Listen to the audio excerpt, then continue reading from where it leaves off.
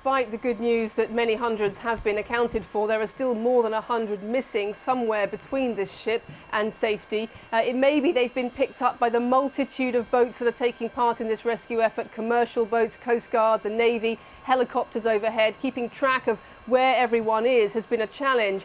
But at this stage in the game, many hours after the rescue operation started, to have more than 100 people unaccounted for, it's certainly a concern. Can you tell us about the conditions that the ferry set off in? Because again, we've had reports that perhaps the conditions weren't favourable.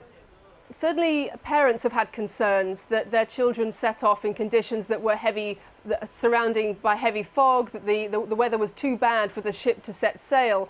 But the Coast Guard is insisting that conditions where this disaster took place were quite good, that visibility in that area, and it is 20 kilometres off the coast in the south of the country, not up here in the north where the ship set sail, that conditions where the disaster took place, the visibility was very good, the seas were calm. It's springtime now in South Korea. You're not looking at the kind of -15, -20 degree temperatures that you would get in wintertime here. So the conditions for the rescue operation were quite good, and the conditions for the journey were quite good. So reports of the investigation into what happened really doesn't have very much to go on, except for eyewitness reports which say there was some kind of impact, a large thud, which was felt before the ship began to list, and of course after that it sank quite quickly.